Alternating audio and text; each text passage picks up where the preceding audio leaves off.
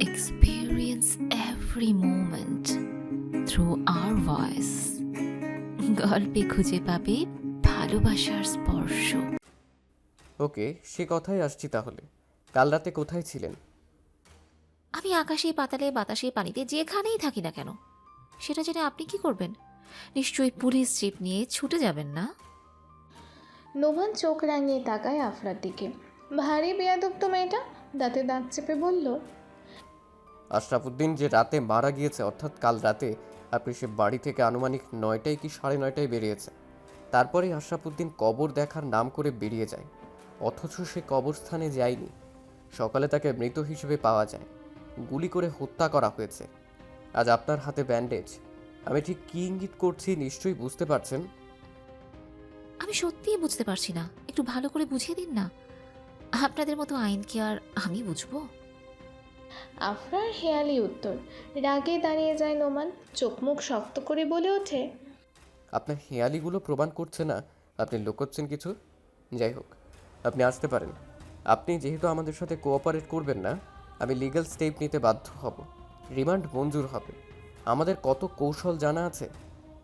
আফরা উঠে দাঁড়ায়, টেবিলে 2 হাত রেখে একটু ঝুঁকে মুচকি হাসে, রসিকতা কণ্ঠে বলে ওঠে, best of luck mister Noman. আপনার থেরাপিগুলো হজম করতে আমি প্রস্তুত। তবে একটা কথা বলবো। নোমান রাগ চেপে জিজ্ঞাসু দৃষ্টিতে তাকায়। আফরা চোখ ছোট ছোট করে নোমানকে দেখে হেসেই বলে উঠল, আপনাকে বেশ হ্যান্ডসাম লাগছে। রূপ তো নয় যেন শত মেয়ের হার্ট অ্যাটাকের কারণ। থতমত খেয়ে যায় নোমান। মেয়েটা তার সাথে ফ্লার্ট করলো? পুলিশ স্টেশনে এসে পুলিশের সাথে ফ্লার্ট? ব্যাপারটা ঠিক হজম হচ্ছে না নোমানের। মিনিট খানেক দরজার দিকে থম মেরে তাকিয়ে রয়। ততক্ষণে হয়তো আফরা পুলিশ স্টেশন ছেড়ে চলে গেছে। হুট করে ফিক করে হেসে দেয় সে। আজব প্রকৃতির মেয়ে। অস্পষ্ট স্বরে মুখ থেকে বের হয়ে যায়, very different woman. I like this attitude. আদের অফিসে আছে? মেয়েটি আর দৃষ্টিতে মীরাকে দেখে। বসকে সরাসরি নাম ধরে ডাকায় হয়তো অবাক হয়েছে ও। জিজ্ঞাসু কণ্ঠে বলে, আপনি কে? সেটা বলা জরুরি নয়, আমার প্রশ্নের উত্তর দেওয়াটা জরুরি। মেয়েটির হয়তো রাগ হয়, তবে প্রকাশ করা পথ নেই। নরম কণ্ঠে বলল, জি স্যার, অফিসেই আছেন। আপনার আগ থেকে অ্যাপয়েন্টমেন্ট ছিল। কার্ড দেখান প্লিজ। মীরা আর একটু এগিয়ে যায়, ফিসফিস করে বলে ওঠে, কাছের মানুষের কাছে যেতে অ্যাপয়েন্টমেন্ট লাগে? কথাটা বলেই মীরা হাঁটা ধরে। মেয়েটা একদম থতমত খেয়ে যায়। কি বলে গেল? কাছের মানুষ? কয়জন লাগে? মেয়েটি থতমত খেয়েই বসে থাকে। আগে জানতো বস মেয়ে বিদ্বেষী, গার্লফ্রেন্ড তো দূরে, মা বোনের সাথেও থাকে না। অথচ আজ সে জানলো তাদের মেয়ে বিদ্বেষী নামক বসের দুটো সুন্দরী গার্লফ্রেন্ড আছে। মীরা কয়েক পা এগিয়ে আবারও ফিরে আসে। পেছনে ঘুরে মেয়েটিকে এইভাবে বসে থাকতে দেখে হেসে নিজের ফোন বের করে সামনে ধরে। চোখ বড় বড় হয়ে যায় তার। ওয়ালপেপারে মীরা আর আদিলের যুগলবন্দি ছবি। একে অপরকে জড়িয়ে ধরে আছে। মীরা লজ্জামাখা হাসি দিয়ে আবারও এগিয়ে যায়। বোকা মেয়েটি বুঝতেও পারল না সব এইডিটের কামাল। মীরা নিজেকেই নিজে বাহবা দেয়। হুট করে মাথায় এসেছিল বলেই তো আজ আদিলের মুখোমুখি হতে পারছে, না হলে লোকটাকে তো অণুবীক্ষণ যন্ত্র দিয়েও খুঁজে পাওয়া যায় না। রিল্যাক্স বসেছিল আদিল, হাতে তেমন কাজ নেই। সরাসরি নক পড়ায় কিঞ্চিত কুঁচকে আসে ভ্রু। সে তো বলে দিয়েছে কেউ এলে ফোন করে আসতে। তাহলে দরজা খুলে দিয়ে কেবিন থেকে বের হয়ে আসে। মীরা সবে দরজায় পা দিয়েছে। আদিলকে দেখে বুকে হাত দিয়ে পরে যাওয়ার ভান করে বলে ওঠে, উপস, বুকে লাগলো মনে হলো। এত সুন্দর কেন আপনি? নজর লেগে যাবে তো। আদিল গম্ভীর দৃষ্টি ফেলে মীরাকে দেখে। কয়েক মুহূর্ত দেখে শান্ত স্বরে বলে, দুই বান্ধবীর ক্যারেক্টার নমুনা দেখছি একই। তবে ব্যবসায় কেমন চলে? গায়ে মাখে না মীরা। এগিয়ে আস্তে আস্তে বলে ওঠে, আপনাকে খুব মিস করছিলাম জানেন, তাই তো অসুস্থ বান্ধবীকে ফেলেই চলে আসলাম। কি উদ্দেশ্যে নিয়ে এসছেন? ভারে প্রিয় শত্রুর কাছে আসতে পারি না। মীরা ভাবলেশ উত্তর দিয়ে আদিলের নিজস্ব কেবিনে ঢুকে পড়ে। চেয়ার টেনে বসে, এসির রিমোট হাতে তুলে নেয়। একবার বাড়ায়, একবার কমায়। আদিল আজ বড়ই শান্ত, চোখে মুখে কোনো রাগ নেই, চোখ কোনো রকম বিদ্রোহ ঘোষণা করছে না। আদিলকে দেখে রিমোট টেবিলে রেখে মীরা বলল, আপনি এখন এত শান্ত কেন? মানাচ্ছে না। আপনাদের ঠিক কী উদ্দেশ্য? কেন এত শত্রুতা? একই প্রশ্ন। মীরা হাসে, উঠে দাঁড়ায়, পুরো কেবিন ঘুরে ঘুরে দেখে। হুট করে তার চোখে পড়ে সেদিনের সেই রিভলভারটা অবহেলায় পড়ে আছে টেবিলের কোণায়। চোখ জ্বলে ওঠে মীরার। আফরার রক্তাক্ত হাত, ব্যথাতুর মুখশ্রী, কাতরানো হাঁটার গতি ভেসে ওঠে নেত্রপল্লবে। বুকের ভেতর ভয়াবহ দুর্ভিক্ষের প্রবাহ টের পায়। রিভলভার হাতে তুলে নেয় শক্ত থাবায়। আদিল তখনও গম্ভীর, শান্ত, নিশ্চল। মীরার হাতে রিভলভার দেখেও সে নড়ে না। সে জানে তার জীবন সংকটে, মেয়েটির দ্বারা সবই সম্ভব। মেয়েটির হিংস্রতা বুলেট হয়ে তার বুক ঝাঁঝরা করে দিতে সক্ষম, তবুও আদিলের চোখে ভয়, কাতরতা প্রকাশ পায় না। মীরা আদিলের বুক বরাবর রিভলভার তাক করে বাঁকা হেসে বলে ওঠে, ঠিক এভাবেই তো তাক করেছিলেন, ট্রিগারে চাপ দিয়েছিলেন। আপনার ছোড়া বুলেট আমার আফরার হাত ভেদ করে ঢুকে গিয়েছিল, রক্তাক্ত হয়েছিল। এখন যে আমার সময় আদিল মাহমুদ, কেমন অনুভূতি? মীরা আস্তে আস্তে পা ফেলে এগিয়ে আসে, একদম কাছাকাছি। বুকের সাথে রিভলভার ধরে হাসে।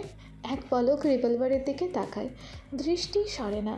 পিছিয়ে আসে সে, রিভলভারটা ভালো করে ঘুরিয়ে ঘুরিয়ে দেখে। হাত চালিয়ে রিভলভারের বুলেট গোনে, 3টা বুলেট মিসিং। ঝটপট বলে ওঠে, আশরাফ উদ্দিনের শরীরে পাওয়া বুলেট আর আপনার রিভলভারে থাকা বুলেট সেম, 3টা বুলেট মিসিং। আশরাফ উদ্দিনকে 2টো, আফরাকে 1টা, মানে কিলার আপনি আদিল মাহমুদ। আদিল হাসে।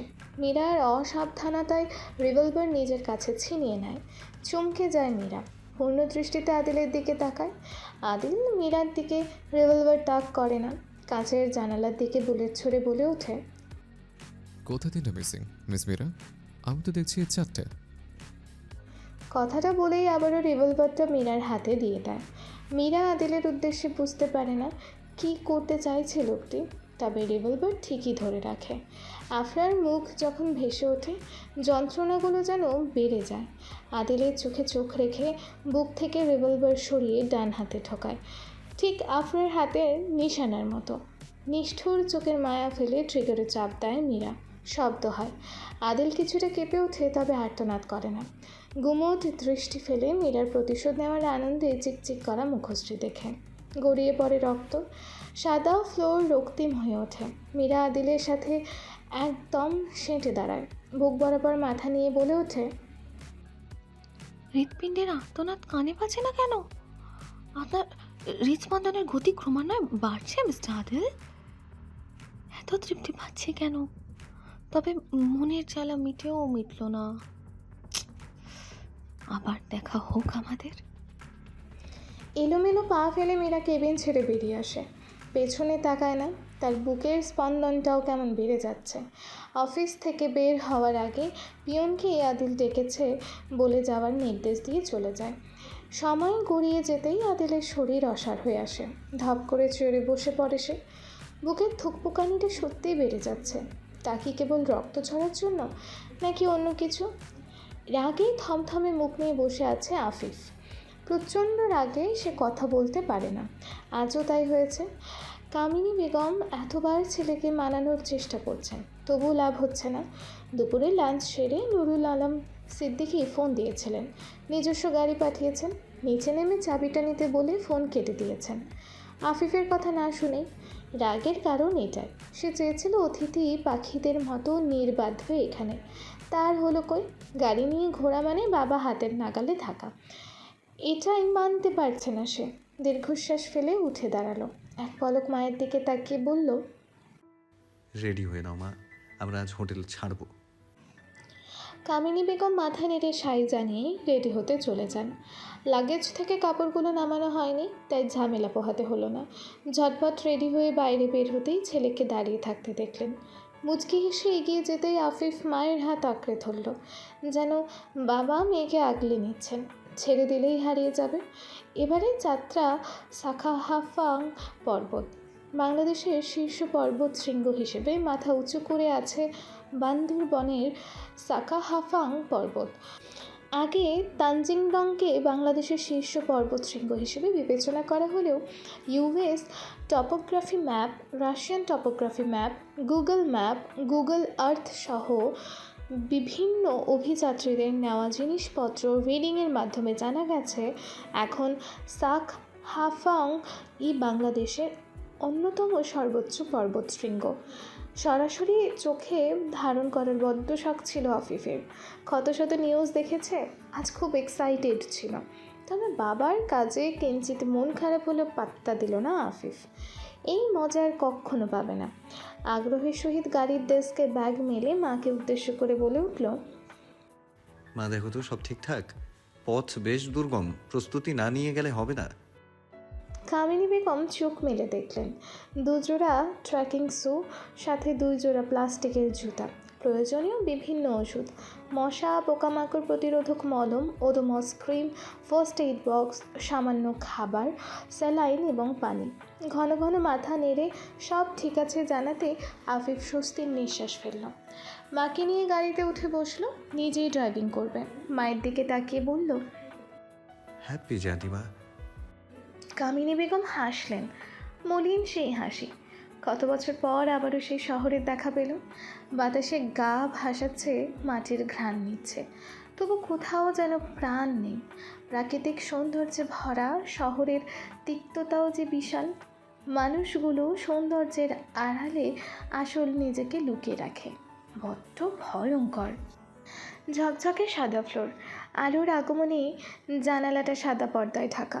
গোছানো পরিপাটি মাঝারি সাইজের ঘরটি, মাঝখানটায় ছোট্টখাট্ট একটি বেড। ঘরটি পরিচিত মনে হচ্ছে। ছোট্ট ছোট্ট চোখ ঘুরিয়ে ঘুরিয়ে দেখছে আদিল। মাত্রই জ্ঞান ফিরেছে। কাল রাতে যেখানে নিজের শত্রুকে শুইয়ে থাকতে দেখে পৈশাচিক আনন্দে পুলকিত হচ্ছিল, আজ সেই বেডেই নিজেকে দেখে অনুভূতি শূন্য আদিল। যদিও তার অনুভূতি আছে কিনা ঢের সন্দেহ। নিয়তি বুঝি এমনই লিখে রেখেছিল। উঠে বসে আদিল, পরনে ধূসর টি শার্ট। নিজেকে ভালো মতো পরখ করতেই আদিলের কপালেই ভাঁজ পড়ে। শার্ট থেকে পাল্টালো, মুহূর্তেই মুখশ্রীতে পরিবর্তন আসে। খুব করে হুঙ্কার ছেড়ে ডেকে ওঠে, ডক্টর, ডক্টর, নার্স, আমার শরীরে হাতের স্পর্ধা কী করে হলো? রাগেই ফুঁসতে থাকে আদিল। যতবার নিজেকে শান্ত করার চেষ্টা করে যাচ্ছে, ততবার যেন ক্রোধের অনল বৃদ্ধি পাচ্ছে। কয়েক মুহূর্ত চলে গেল, কারোর সারা শব্দ নেই। দাঁড়িয়ে পড়ল সে। ঘর থেকে বেরোতে পা বাড়ানোর পূর্বেই ঠকঠক পায়ের আওয়াজ ভেসে আসে। থেমে যায় সে, গম্ভীর মুখশ্রী নিয়ে আবারও বসে পড়ে। শব্দটা আস্তে আস্তে নিকটবর্তী হয়।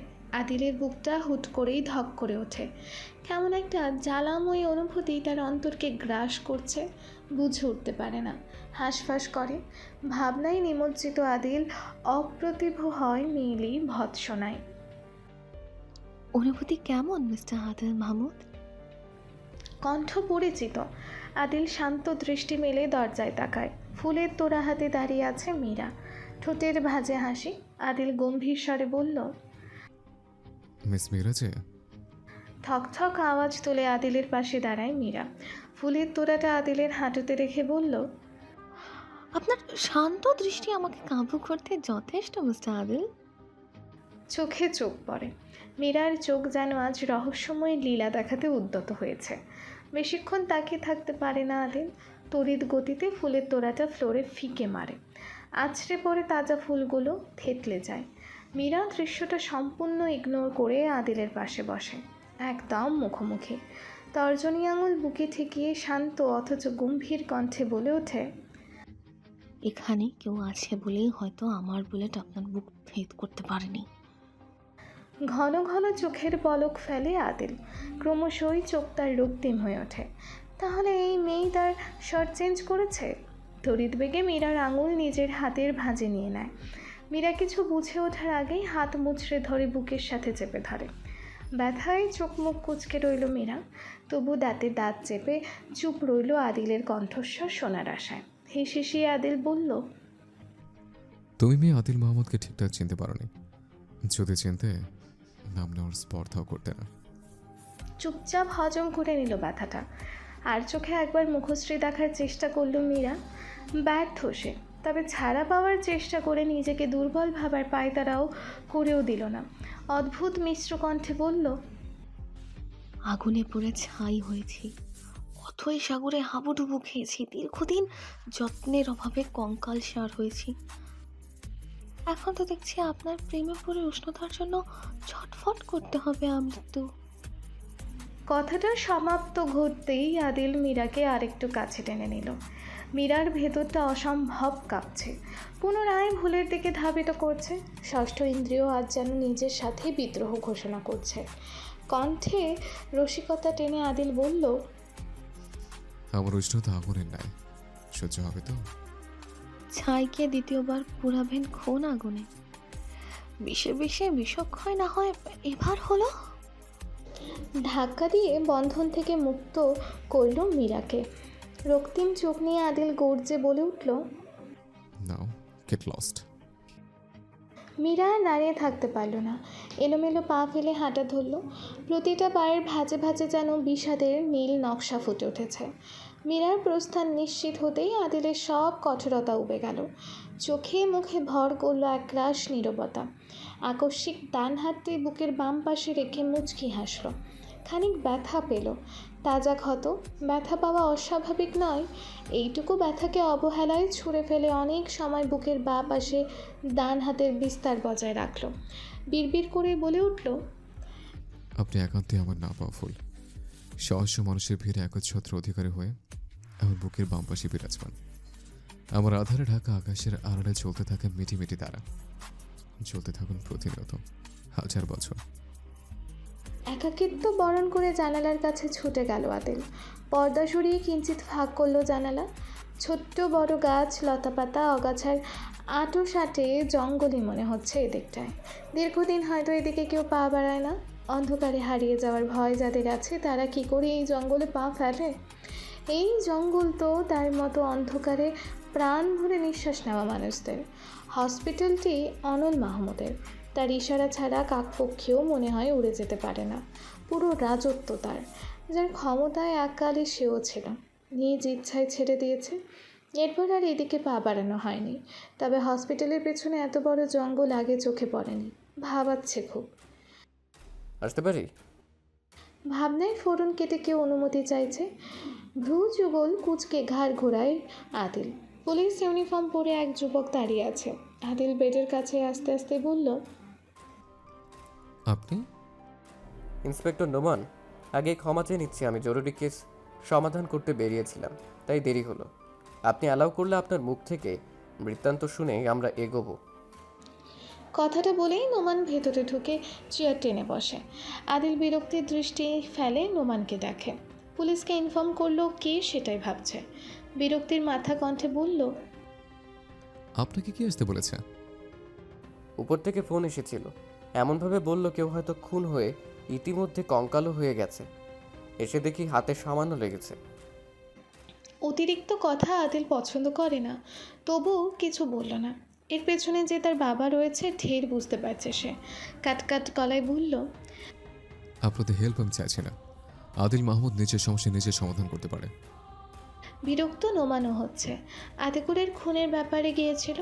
মাথাটা যে কাগজে প্যাকেজিং করে পাঠানো হয়েছে তার কাগজে একটি ব্র্যান্ডের নাম ছিল, সেখানেই গিয়েছিল। আশানুরূপ কিচ্ছু পায়নি। এমন প্যাকেজ অহরহ মানুষের কাছে আছে, খড়ের বোঝায় সুই খোঁজার মতো। সেখান থেকে ফেরার সময় বসের হম্বি তম্বিতে মনে হয়েছিল কেউ হয়তো মৃত্যুপথযাত্রী। তবে এখানে এসেও সে নিরাশ। আজ শুধু সে নিরাশই হচ্ছে। আদিলের কথায় ভাবনা থেকে বের হয় সে। মিস্টার নোমান, আমি যে বলেছি আপনি এখন আসতে পারেন। আর হ্যাঁ, প্রথমবার আদিল মাহমুদের অনুমতি ছাড়া তারই সামনে বসে যে ভুল করেছেন, দ্বিতীয়বার দেখা হলে পুনরাবৃত্তি করবেন না। বিষয়টা আপনার জন্য মোটেও ভালো হবে না। নোমান চমকিত দৃষ্টিতে আদিলের দিকে তাকায়। মাথা কেমন ঝনঝন করে ওঠে। তার কি রাগ হচ্ছে? জবাবে নিজেও গম্ভীর কণ্ঠে বলল, ইন্সপেক্টর নোমান এখানে জবানবন্দি নিতে এসেছে, আপনাকে গার্ড দিতে নয়, তাই আপনার অনুমতি নেওয়ার প্রয়োজন মনে করিনি। আদিল হাসলো, কিচ্ছু বলল না।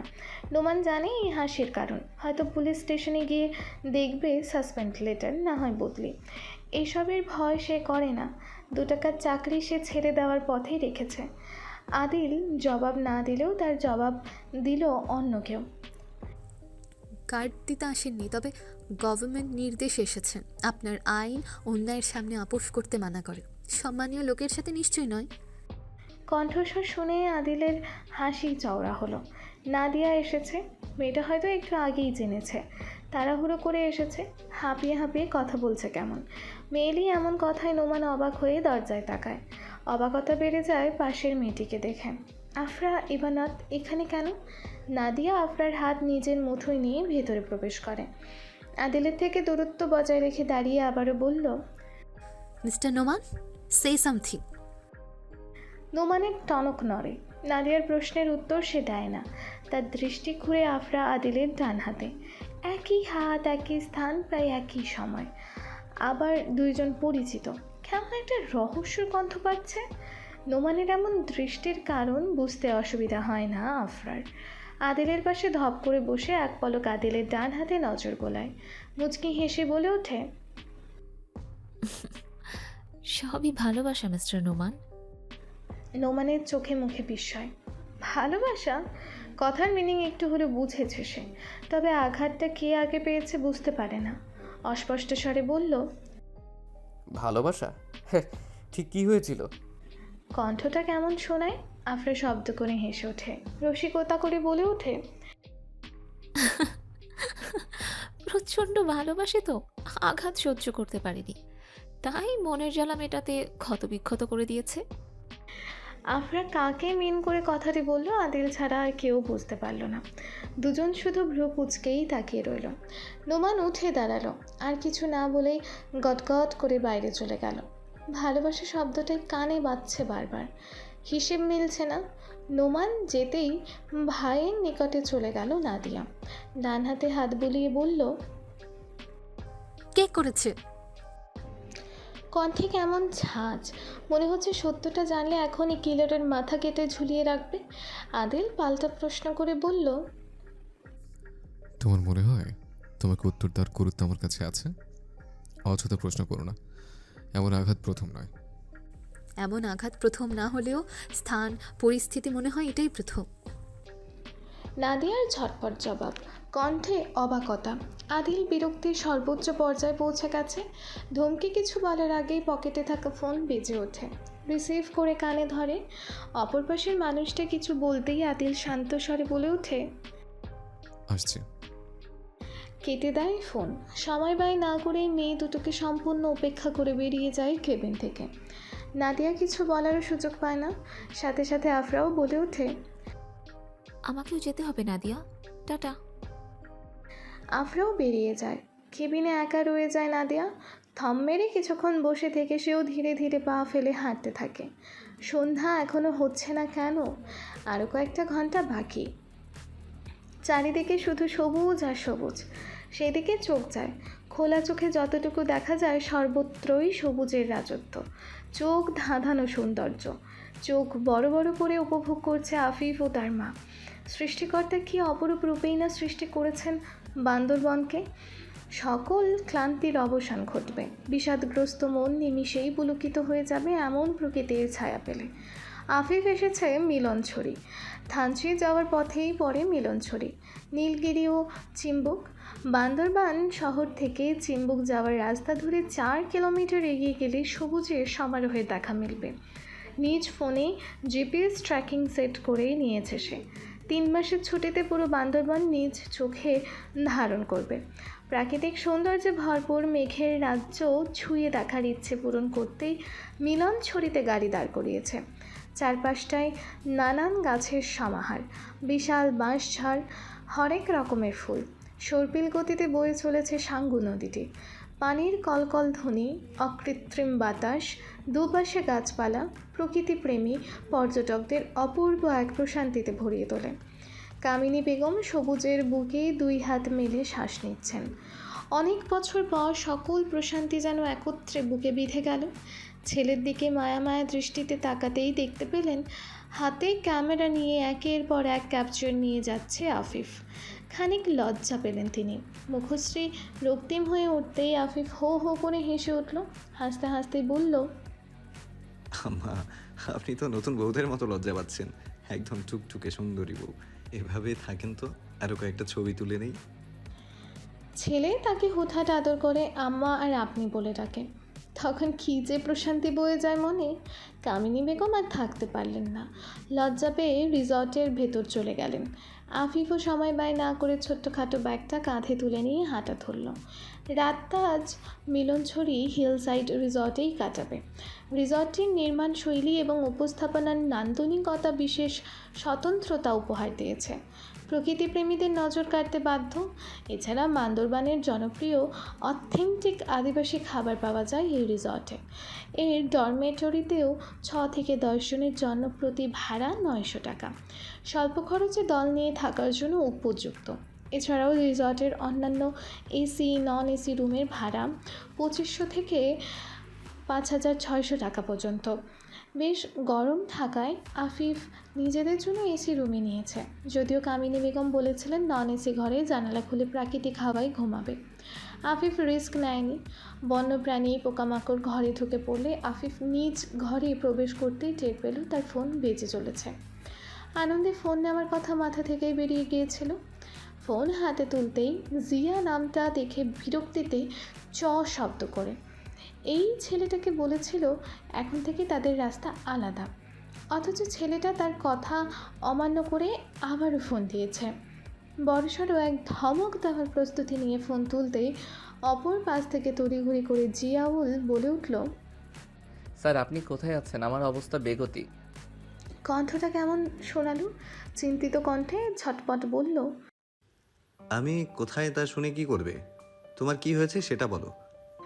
জিয়াউল আবারও হাঁপাতে হাঁপাতে বলল, আপনি কোথায় তা বললেই আমার হবে, তারপর বলতেছি স্যার। মিলনছড়ি রিসোর্টে আছি। এখন বলো কে? টুট টুট শব্দেই ফোন কেটে গেল। আফিফের ভীষণ রাগ হলো। এই ছেলে সে কোথায় জানার জন্য মিথ্যা বলল। দাঁতের দাঁত চেপে ফোনের দিকে কিছুক্ষণ তাকিয়ে থেকে ফোনটা বিছানায় ঢিল ছুড়ল। শান্তির মাঝেও শান্তি নেই। বিড়বিড় করে বলে উঠল, একবার হাতের কাছে পাই, খালেদা জিয়ার পুরুষ ভার্সন, তোর পিন্ডি চটকাবো আমি। কিছুক্ষণ পর এশার আজান দেবে। আশরাফুদ্দিনের লাশ ঘণ্টাখানেক হলেও হসপিটাল থেকে বাড়িতে আনা হয়েছে। প্রতিবেশী কিছু আগ থেকেই কবর দেওয়ার সকল ব্যবস্থা করে রেখেছিল। লাশ আনা মাত্রই গোসল করানো হয়েছে। ঘরের মধ্যে চুপটি করে বসে আছে মনিরা, মিহি আর সাহেলা বেগম। ড্রয়িং রুমে কিছু আত্মীয় স্বজন রয়েছে, সেখানেও যায়নি তারা। মানুষের মিছে কান্না দেখতে ইচ্ছে করে না, এমন মানুষের জন্য তো নয়ই। এখন পর্যন্ত সালেহা বেগম এক ফোঁটা চোখে জলও ফেলেনি। নিত্যদিনের মতো নিজ কর্ম করে গেছেন। নিচ থেকে ডাকার শব্দ। সালেহা বেগম শাড়ির আঁচল মাথায় ফেলে বেরিয়ে এলেন ঘর থেকে। হয়তো লাশ এখন কবরস্থানে নিয়ে যাওয়া হবে। সালেহা বেগমকে নিচে আসতে দেখে মনিরাও পিছু নিয়েছে। শেষ যাত্রাটা কেন জানি দেখতে ইচ্ছে করছে। সালেহা বেগমকে দেখেই একজন মুরব্বী বললেন, ভাবি সাহেবা, আপনাদের কি নিকটবর্তী আত্মীয় স্বজন নেই? খাটিয়ে ধরতে হবে তো। কি কপাল, লাশটাকে কবরস্থানে নেওয়ার আপন মানুষ নেই। বড় ছেলে মৃত, মেজ ছেলে নিখোঁজ, এক ছেলে পলাতক। 3টি ছেলে সন্তান জন্ম দিয়েও খাটিয়া ধরার মানুষ খুঁজে পেলেন না। সালেহা বেগম তাচ্ছিল্য করে বললেন, না নেই, বাবার একমাত্র সন্তান ছিল, তার সন্তান তো একটাও নেই। আপনারাই দেখুন কি করতে পারেন। ঘরেই চলে যাচ্ছিলেন সালেহা বেগম। অনুমতি পেয়ে মুরব্বীরা হাঁটা ধরেছে। কেউই আর যেতে পারলেন না। দরজায় দাঁড়িয়ে শান্ত কণ্ঠে কেউ বলে উঠল, খাটিয়া ধরার জন্য আমি এখন রয়েছি। তড়িৎ গতিতে পেছনে ফিরলেন সালেহা বেগম। অতি পরিচিত মুখশ্রী দেখে কান্নায় ভেঙে পড়লেন তিনি। কতদিন পর চোখ জোড়া সজীব হলো। এবার বুঝি অপেক্ষার অবসান ঘটল। খানিক পূর্বেই আশরাফুদ্দিনকে কবর দেওয়া হয়েছে। তবু বাড়ির মানুষে গিজগিজ করছে। দীর্ঘ 2.5 বছর পর বাড়ির ছেলে ফিরেছে। এমন একটা দিনে ফিরেছে যে সময়টাই খুব প্রয়োজন ছিল। হয়তো জন্ম দেওয়ার ঋণ শোধ করে দিল। মানুষ তো আর করেনি, জন্ম দিয়েই খালাস। সবাইকে যেন কৌতূহল ঘিরে ধরেছে। সবচেয়ে বিস্মিত তো মনিরা। ছেলেটা কে সে চোখ ছোট ছোট করে দেখছে। কবর দিয়ে আসার পর যে মায়ের বুকে মুখ গুজেছে আর ওঠেনি।